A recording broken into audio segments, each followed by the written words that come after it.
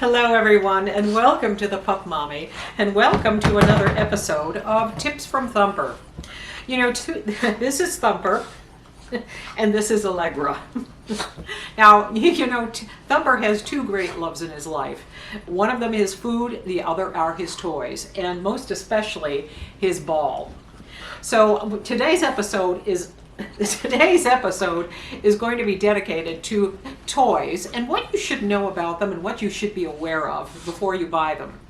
Now, when you go to buy toys for your dog, basically you make the decision as to what toys to buy based on your budget, how generous you're feeling, and also what kind of toys your dog really loves to enjoy.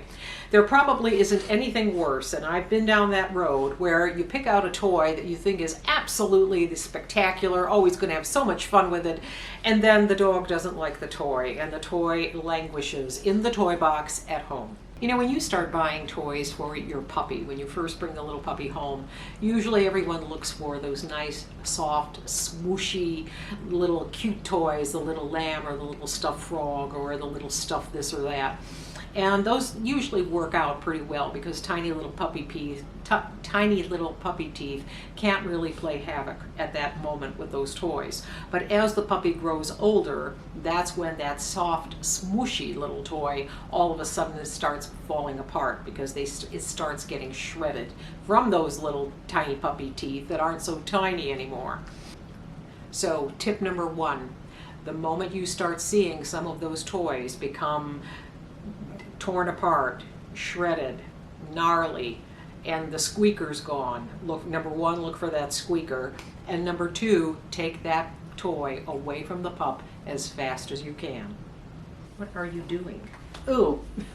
So tip number two from Thumper, Thumper and Allie also, is when you start noticing a toy's starting to shred, get gnarly, like this. This is the top of a Jolly Ball. Where is the other Jolly Ball? This is what the Jolly Ball looks like, and you can see that the tops over here are kind of gnarly and kind of yucky. And this actually came from the top of a Jolly Ball that was torn off by none other than this little munchkin here.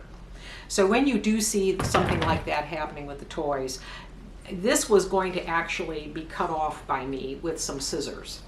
But sometimes there are toys that are even beyond repair. This is going right in the garbage. But sometimes there are toys that are beyond repair, and I'll tell you, it's better for you to just simply throw them away. Because it's better to suck up a toy that costs you $4.99, $7.99, $12.99 than to have to face a surgery bill of $3,000. Moving into tip number three, look at the construction of the toy that you're going to buy. The toy that you see on the screen right now is a rope toy, a common rope toy that you find anywhere, again, from Walmart to Costco to any of the major pet suppliers, retailers, wholesalers. And this toy is basically sold as a toy that is going to keep your dog, your dog occupied for quite a while. Dogs love to chew. This is a wonderful chew toy. Be advised that this rope toy is responsible for my lab Noelle's death.